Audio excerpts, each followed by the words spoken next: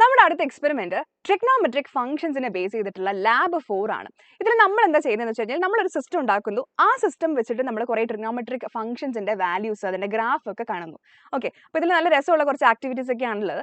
ആദ്യം നോക്കിക്കേ, activity number 1 values of trigonometric functions. ഇതിൽ നിങ്ങൾ ആദ്യം ചെയ്യേണ്ടത്, നിങ്ങൾ ജിയോജിബ്ര വിൻഡോയിൽ ഓപ്ഷൻസിൽ പോയിട്ട് അഡ്വാൻസ്ഡിൽ ആംഗിൾ യൂണിറ്റ് ഡിഗ്രിയിലായിരിക്കും കിടക്കുന്നുണ്ടാവുക, അത് റേഡിയനിലേക്ക് മാറ്റണം. നമ്മൾ ട്രിഗ്നോമെട്രി ഇപ്പോൾ റേഡിയനിലല്ലേ പറയാറ്?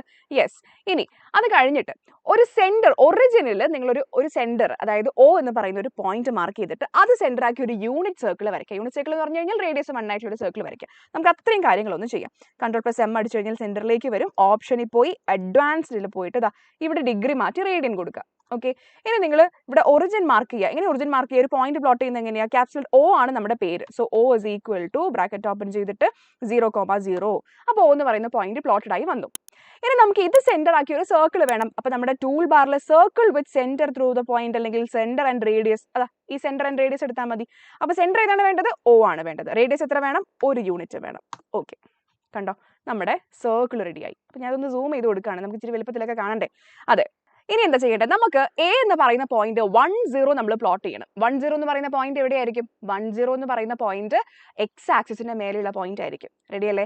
എക്സ് ആക്സിസിന്റെ മേലെയുള്ള പോയിന്റ് പ്ലോട്ട് ചെയ്യുന്നു. എന്നിട്ട് നമ്മളൊരു സ്ലൈഡർ ക്രിയേറ്റ് ചെയ്യണം, സ്മോൾ എക്ക്. ആ സ്ലൈഡർ എന്തിനുള്ള സ്ലൈഡർ ആണെന്ന് നമുക്ക് നോക്കാം. സി, ഇവിടെ A എന്ന് പറയുന്ന പോയിന്റ് ഞാൻ പ്ലോട്ട് ചെയ്യാണ്. Caps lock A equal to 1,0 point plot ചെയ്തു. എന്നിട്ട് നമ്മളൊരു സ്ലൈഡർ ഉണ്ടാക്കുക. സ്ലൈഡർ ഉണ്ടാക്കാനൊക്കെ നമുക്ക് സിമ്പിൾ ആയിട്ട് അറിയാം. ഇവിടെ ക്ലിക്ക് ചെയ്യുന്നു, A എന്ന് സ്ലൈഡർ കൊടുക്കുന്നു. ഇൻക്രിമെന്റ് -10 to 10 കൊടുക്കാനാണ് പറഞ്ഞിട്ടുള്ളത് കേട്ടോ. -10 to 10, സോറി, ഇൻക്രിമെന്റ് അല്ല, മിനിമം മാക്സിമം -10 to 10 കൊടുക്കണം. ഇൻക്രിമെന്റ് 0.01 കൊടുക്കുക. ഓക്കെ, നമ്മുടെ സ്ലൈഡർ ഇവിടെ സെറ്റ് ആയല്ലോ. ഇനി ഈ സ്ലൈഡർ എന്തിനാ ഉണ്ടാക്കിയെന്നല്ലേ? അതായത് നമുക്ക് ഇവിടെ ക്യാപിറ്റൽ Aയും 0യും കൂടെ ഒരു ലൈൻ ഫോം ചെയ്യുന്നുണ്ട്. നമ്മൾ ഇവിടെ ഒരു ആംഗിൾ ഫോം ചെയ്യുക. അതായത് Aയും 0യും A' കൂടെ വരുന്ന ഒരു ആംഗിൾ നമ്മൾ ഈ സർക്കിളിന്റെ ഉള്ളിൽ ഫോം ചെയ്യാൻ പോവാണ്. ആ ആംഗിൾ മെഷർമെന്റ് ആണ് നമ്മൾ ഈ സ്ലൈഡറിന്റെ ഉള്ളിൽ കൊടുത്തേക്കുന്നത്. കണ്ടുപിടിച്ച് തരാം. അതായത് നമ്മൾ ഇവിടെ ആംഗിൾ ക്ലിക്ക് ചെയ്തിട്ട് ആംഗിൾ വിത്ത് ഗിവൺ സൈസ് കൊടുക്കുക. എന്നിട്ട് നമ്മൾ 2 പോയിന്റുകൾ സെലക്ട് ചെയ്യുക. ഓക്കെ, അപ്പോൾ അവരെന്താ ചെയ്യുന്നതെന്ന് വെച്ച് കഴിഞ്ഞാൽ Aനെയും 0നെയും കണക്ട് ചെയ്തിട്ട് നമ്മൾ ഇവിടെ എത്ര ആംഗിൾ കൊടുത്താലും അതിനനുസരിച്ച് ആ ആംഗിൾ അവർ ക്രിയേറ്റ് ചെയ്ത് തരും. ഇപ്പോൾ 45 ഡിഗ്രി കൊടുത്തു നോക്കാം. ഓക്കെ, ഞാൻ ജസ്റ്റ് കാണിക്കുന്നതാണ്. 45 ഡിഗ്രി ഞാൻ കൊടുത്തു നോക്കിക്കഴിഞ്ഞാൽ കണ്ടോ, A0 A' എന്നൊരു ആംഗിൾ അവിടെ ക്രിയേറ്റ് ചെയ്തു 45 ഡിഗ്രിയിൽ. 45 ഡിഗ്രി എന്ന് പറഞ്ഞാൽ 0.79 റേഡിയനിൽ. നമുക്ക് അതല്ല വേണ്ടത്. നമ്മൾ ആ 45 ഡിഗ്രിക്ക് പകരം എന്ത് കൊടുക്കുന്നു? നമ്മൾ ഈ Oയും 0യും വെച്ചിട്ട്, Oയും Aയും വെച്ചിട്ട് നമ്മൾ A ഡിഗ്രി നോക്കട്ടെ, A കണ്ടോ. അപ്പൊ സ്ലൈഡറിന് നൗ ഇറ്റ്സ് മേക്ക് സെൻസ് അല്ലേ? ഈ സ്ലൈഡർ മാറുന്നതിനനുസരിച്ച് എന്താവും? ആംഗിൾ മാറി മാറി മാറി വരും. ക്ലിയർ ആയോ? അപ്പൊ നമ്മൾ സ്ലൈഡർ ഉണ്ടാക്കി, ഒരു A റേഡിയനുള്ള ആംഗിൾ ഉണ്ടാക്കി. ഇനി നമ്മൾ ഈ A' ജസ്റ്റ് ഒന്ന് റീനെയിം കൊടുക്കുകയാണ്. റീനെയിം കൊടുത്ത് ജസ്റ്റ് അതിനെ P ആക്കുക. ഇതൊക്കെ പ്രൊസീജിയറിലുള്ള കാര്യങ്ങളാട്ടോ. P കൊടുക്കുന്നു. ഇനി Oയും Pയും കൂടെ ജസ്റ്റ് ജോയിൻ ചെയ്യണമെങ്കിൽ എന്ത് ചെയ്താൽ മതി? സെഗ്മെന്റ് പോവുക. സെഗ്മെന്റ് എടുത്തിട്ട് ഏതൊക്കെ പോയിന്റുകളാണ് ജോയിൻ ചെയ്യേണ്ടതെന്നുള്ളത് സെലക്ട് ചെയ്ത് കൊടുക്കുക. ഇപ്പോൾ OP നമ്മൾ ജോയിൻ ചെയ്തു. ഇത്രയും കാര്യങ്ങളല്ലേ നമ്മുടെ പ്രൊസീജിയറിലുള്ള. നോക്കിക്കേ, സ്ലൈഡർ ക്രിയേറ്റ് ചെയ്തു, A റേഡിയനുള്ള ആംഗിൾ ക്രിയേറ്റ് ചെയ്തു, OP നമ്മൾ യൂസ് ചെയ്തു. ഇനി നമുക്ക് ചെയ്യാനുള്ളത് ഈ സ്ലൈഡറിൽ ഇൻക്രീസിംഗ് എന്ന് മാത്രം സെറ്റ് ചെയ്ത് വെക്കണം. അതായത് ഇപ്പോഴത്തെ ഇതിന്റെ പ്രോപ്പർട്ടി എങ്ങനെയാണ്? -10 വരാം, +10 പോവാം, തിരിച്ചിങ്ങനെ വരാം. അത് മാറ്റിയിട്ട് നമ്മൾ ഒബ്ജക്ട് പ്രോപ്പർട്ടീസിൽ പോയിട്ട് ഓസിലേറ്റിംഗ് എന്നുള്ളത് മാറ്റി ഇൻക്രീസിംഗ് എന്ന് കൊടുക്കാം. അതായത് -10 തൊട്ട് 10 വരെ പോകുന്നു, വീണ്ടും -10 തൊട്ട് 10 വരെ പോകുന്നു. അങ്ങനെ ഇൻക്രീസിംഗ് ആക്കി മാത്രം നമ്മൾ സെറ്റ് ചെയ്തിട്ട് ഇതിൽ ആനിമേഷൻ ഒന്ന് ജസ്റ്റ് കൊടുത്തു നോക്കിക്കേ. ആനിമേഷൻ കൊടുത്തു നോക്കിക്കേ, കണ്ടോ, സർക്കിൾ ചുറ്റും ഇങ്ങനെ വാല്യൂ വരുന്ന കണ്ടോ? ക്ലിയർ അല്ലേ? അപ്പോൾ നമ്മുടെ സിസ്റ്റം ഏതാണ്ട് റെഡി ആയിട്ടുണ്ട്. നമ്മൾ കുക്കിംഗ് ഷോയിലൊക്കെ പറയുന്നുണ്ടല്ലേ, നമ്മുടെ കറി ഏതാണ്ട് റെഡി ആയിട്ടുണ്ട്. ഇനി നോക്കാം. Create an input box for the slider A. Input box, slider Aക്ക് ഒരു ഇൻപുട്ട് ബോക്സ് കൂടെ ക്രിയേറ്റ് ചെയ്യണം. അതായത് സ്ലൈഡറിന് ഇൻപുട്ട് ബോക്സ് ഉണ്ടാക്കുന്നു. ഇവിടെ ക്ലിക്ക് ചെയ്ത് കഴിഞ്ഞാൽ പേര് വരും, സ്ലൈഡറിന് കൊടുക്കാം, അല്ലെങ്കിൽ ആംഗിൾ വാല്യൂ എന്ന് കൊടുക്കാം. ആംഗിൾ വാല്യൂ ആണല്ലോ നമ്മുടെ സ്ലൈഡർ. ലിങ്ക്ഡ് ഒബ്ജക്റ്റ് ഏതാണ്? സ്ലൈഡർ ആണ്. A = 7.9 എന്നുള്ളതാണ്. അതായത് ഇപ്പോൾ ഞാനിവിടെ ഞാനൊരു 8 കൊടുക്കുകയാണ്. 8 കൊടുത്തു കഴിഞ്ഞാൽ സ്ലൈഡറിന്റെ വാല്യൂ 8 മാറി. അപ്പോൾ ഇവിടെ നമ്മൾ ഈ മൗസ് വെച്ച് ഇങ്ങനെ മൂവ് ചെയ്യുമ്പോൾ ബുദ്ധിമുട്ടായതുകൊണ്ട്, അല്ലെങ്കിൽ ചില വാല്യൂസ് ആക്യുറേറ്റ് കിട്ടാൻ വേണ്ടിയിട്ടാണ് ഇതിനൊരു ഇൻപുട്ട് ബോക്സ് നമ്മൾ ഉണ്ടാക്കിയത്. ഓൾ റൈറ്റ്, ഇത്രയാണ് നമുക്ക് ചെയ്യാനുള്ള കാര്യം. ഓക്കെ, ഇനി നമുക്ക് നമ്മുടെ ആക്ടിവിറ്റിയിലേക്ക് കടക്കാം. നമ്മുടെ സിസ്റ്റം റെഡിയാക്കി. ഇനി നമുക്ക് എന്താ ഒബ്സർവ് ചെയ്യേണ്ടത്? Animate the slider and observe the coordinates of the point P. Hence find the domain and range of sin x and cos x. അതിപ്പോൾ എവിടെ പെട്ടെന്നൊരു സൈൻ എക്സും കോസ് എക്സും വന്നത്? മക്കളെ, നമുക്കൊരു യൂണിറ്റ് സർക്കിൾ നമ്മൾ വരയ്ക്കുകയാണെങ്കിൽ, അതായത് നമ്മുടെ കയ്യിൽ ഒരു unit circle with centre O ആണെങ്കിൽ ആ സർക്കിളിന്റെ മേലുള്ള എല്ലാ പോയിന്റ്സിന്റെയും എക്സ് കോർഡിനേറ്റ് എന്തായിരിക്കും? കോസ് എക്സ് ആയിരിക്കും. വൈ കോർഡിനേറ്റ് എന്തായിരിക്കും? സൈൻ എക്സ് ആയിരിക്കും. അപ്പൊ അത് വെച്ചിട്ടാണ് നമ്മളോട് Pന്റെ കോർഡിനേറ്റ്സ് വെച്ചിട്ട് എന്ത് കണ്ടുപിടിക്കാൻ പറഞ്ഞതാ? സൈൻ എക്സിന്റെയും കോസ് എക്സിന്റെയും ഡൊമൈനും റേഞ്ചും കണ്ടുപിടിക്കാൻ പറഞ്ഞത്. സോ നമുക്ക് ഈ യൂണിറ്റ് സർക്കിൾ വെച്ചിട്ട് Pയുടെ കോർഡിനേറ്റ്സ് ആയിട്ടുള്ള സൈൻ എക്സും കോസ് എക്സും വാല്യൂസ് എന്തൊക്കെയാണ് വരുന്നത്, ഡൊമൈനും റേഞ്ച് എന്തൊക്കെയാണ് വരുന്നത് എന്നുള്ളത് നോക്കാം. All right. അപ്പോൾ ഇവിടെ നോക്കി, ഇവിടെ നമ്മൾ Pയുടെ കോർഡിനേറ്റ്സ് നമ്മളൊന്ന് ഷോ ചെയ്യണം കേട്ടോ. അതായത് ഒബ്ജക്ട് പ്രോപ്പർട്ടീസിൽ പോയിട്ട് ഇവിടെ ബേസിക് ഞെക്കുക. ബേസിക്സിൽ ഷോ ലേബിളിൽ നെയിം മാത്രമേ ഉള്ളൂ, P മാത്രമേ കാണിക്കുള്ളൂ. അവിടെ നെയിം ആൻഡ് വാല്യൂ കൊടുത്തു കഴിഞ്ഞാൽ അതിന്റെ കോർഡിനേറ്റ്സ് എന്താണെന്നുള്ളത് കൂടെ കാണിക്കും. സോ നമ്മൾ സ്ലൈഡ് ഇങ്ങനെ മാറുന്നതിനനുസരിച്ച് കണ്ടോ, ഇപ്പോൾ ഞാൻ ഇവിടെ റേഡിയൻസ് ഇപ്പോൾ 1.2 റേഡിയൻ ആവുന്ന സമയത്ത് Pയുടെ വാല്യൂ 0.36, കോസ് എക്സിന്റെ വാല്യൂ 0.36ഉം സൈൻ എക്സിന്റെ വാല്യൂ 0.93. അതായത് ഇപ്പം റേഡിയൻ 1.2 ആവുന്ന സമയത്ത് നോക്കിക്കേ, കോസ് എക്സിന്റെ വാല്യൂ 0.36ഉം സൈൻ എക്സിന്റെ വാല്യൂ 0.96ഉം ആണ്. അപ്പം ഞാൻ ഈ വാല്യൂന് ഇത് ഇവിടെ കൊണ്ടുവെക്കുകയാണ്. ഈ സോറി, ഇവിടെ സ്ലൈഡറിലല്ലേ, ഒരു 1.58 വെക്കുകയാണേ. 1.58 നോക്കുമ്പോൾ 1.57 വെക്കുമ്പോൾ Pയുടെ വാല്യൂ എത്രയാ? 0ഉം 1ഉം.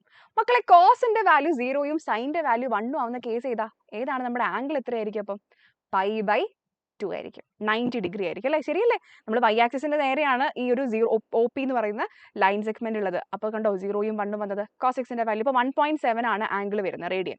ക്ലിയർ? അപ്പം ഇങ്ങനെയാണ് നമ്മൾ വാല്യൂസ് ഒബ്സർവ് ചെയ്യേണ്ടത്. ഇനി നമുക്ക് നോക്കിക്കേ, ഈ ടേബിൾ ഒന്ന് ഫില്ല് ചെയ്യുക എന്നുള്ളതാണ് നമ്മുടെ അടുത്ത സാധനം. π/3 ആയിട്ട് വരണം.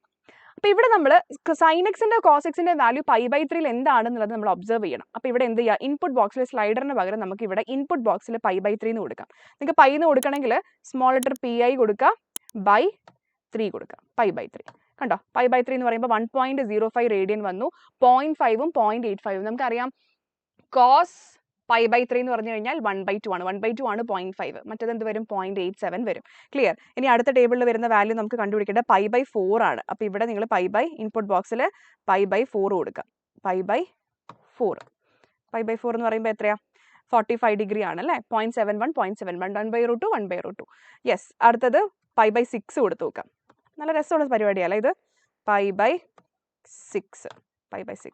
സോ വാല്യൂ മാറി വരും. ഇങ്ങനെ നിങ്ങൾ ഈ ടേബിളിലുള്ള വാല്യൂസ് ഒക്കെ കൊടുത്തു നോക്കുക എന്നുള്ളത്. ഇപ്പോൾ -1.5 ഒന്ന് കൊടുത്തു നോക്കിയേ. -1.5 -1.5 താഴേക്ക് വന്നു അല്ലേ? വലിയ ഒബ്റ്റ്യൂസ് ആംഗിൾ ആണ് വരുന്നത്.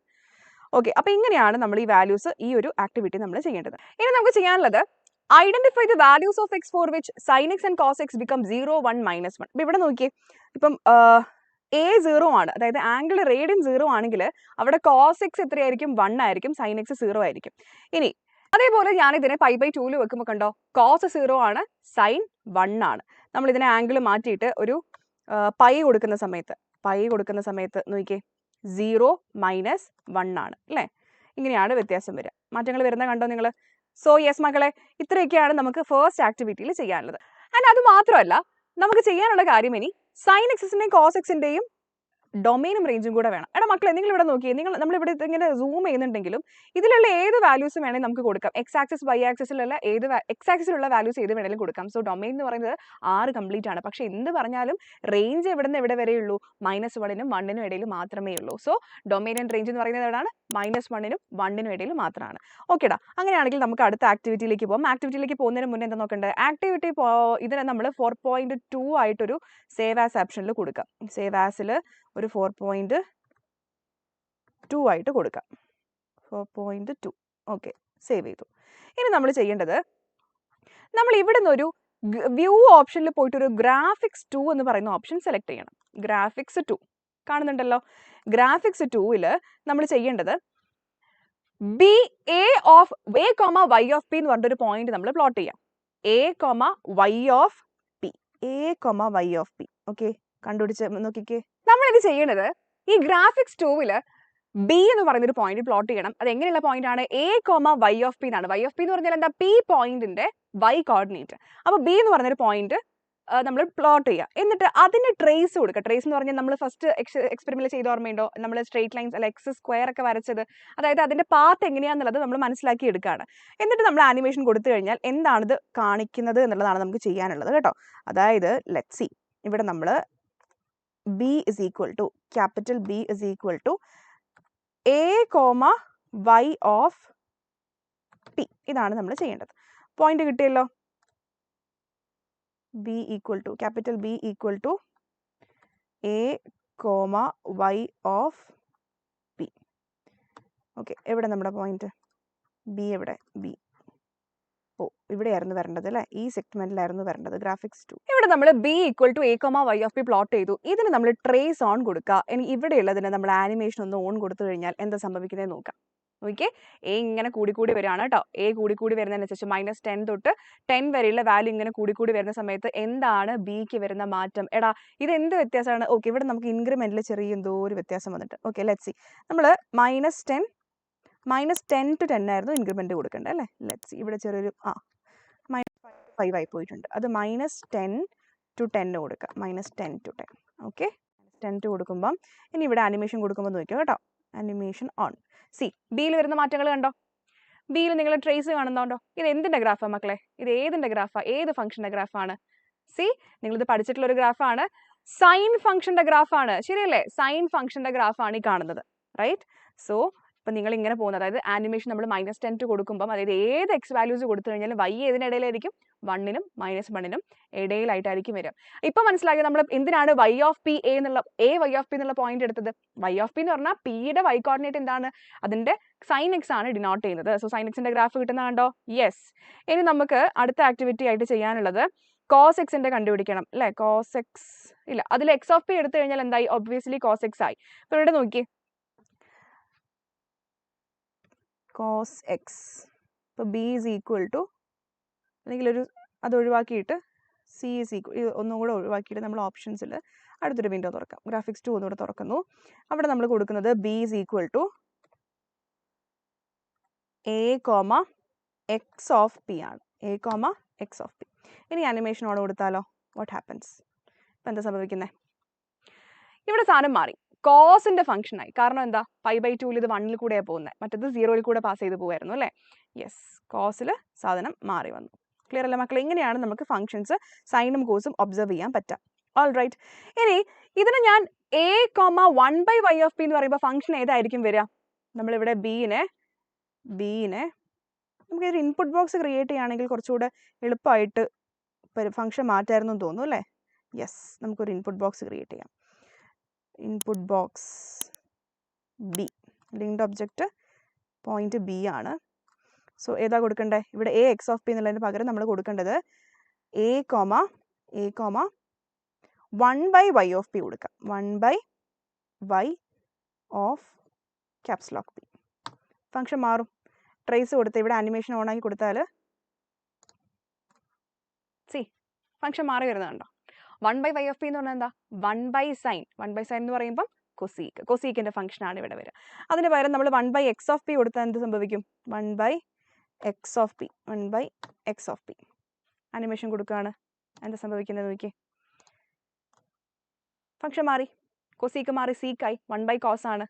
റൈറ്റ് മക്കളെ? ഇങ്ങനെയാണ് അപ്പോൾ നമ്മുടെ ഫംഗ്ഷൻസ് ആയിട്ടുള്ള ട്രിഗ്നോമെട്രിക് ഫംഗ്ഷൻസിൻ്റെ ഓരോന്നിൻ്റെയും ഗ്രാഫ് നമ്മൾ ഒബ്സർവ് ചെയ്ത് വരുന്നത്. അപ്പോൾ സൈനും കോസും കണ്ടു, കൊസിക്കൊക്കെ കണ്ടു. പിന്നെ y of p by x of p കൊടുത്താൽ എന്താ വരിക? കോസ് ബൈ സൈൻ, കോട്ട് വരും അല്ലേ? കോട്ട് വരും. x of p. ടാൻ വേണമെങ്കിൽ x of p by y of p കൊടുത്തിരുന്നെങ്കിൽ, അല്ല y of p by, right. ഇനി y of p by x of p കൊടുത്തു കഴിഞ്ഞാൽ എന്ത് വരും? സൈൻ ബൈ കോസ്, ടാൻ വരും. ഇതിൻ്റെ ആനിമേഷൻ കൊടുത്തേ, നമുക്ക് ടാൻ്റെ വാല്യൂസ് കിട്ടും, ടാൻ്റെ ഗ്രാഫ് കിട്ടും. ക്ലിയർ അല്ലേ മക്കളെ? യെസ്. ഓക്കെ, അപ്പോൾ ഇങ്ങനെയാണ് നമ്മൾ ട്രിഗ്നോമെട്രിക് ഫംഗ്ഷൻസ് ഒബ്സർവ് ചെയ്യേണ്ടത്. ക്ലിയർ ആണല്ലോ എല്ലാവർക്കും? അപ്പോൾ എന്തൊക്കെ നമ്മൾ കണ്ടു? നമ്മൾ ഒരു യൂണിറ്റ് സർക്കിൾ വരച്ച് സൈൻ്റെയും കോസിൻ്റെയും വാല്യൂസ്, അതിൻ്റെ ഡൊമെയിൻ റേഞ്ച് കണ്ടു. പല വാല്യൂസിൽ സൈൻ്റെയും കോസിൻ്റെയും വാല്യൂസ് കണ്ടു. പിന്നെ എന്താണ്, എങ്ങനെയാണ് സൈൻ്റെയും കോസിൻ്റെയും ഗ്രാഫ് വരുന്നത് എന്നുള്ളത് കണ്ടു. അതുപോലെ കൊസീക്ക് അല്ലെങ്കിൽ ടാൻ, ഇതിൻ്റെ ഒക്കെ വാല്യൂസ് നമുക്ക് ഈ ഒരു സിസ്റ്റത്തിൽ തന്നെ ഉണ്ടാക്കിയെടുക്കാൻ പറ്റും. സോ ഇത്രയാണ് നമുക്ക് ട്രിഗ്നോമെട്രിക് ഫംഗ്ഷൻസിൽ പഠിക്കാനുള്ളത്.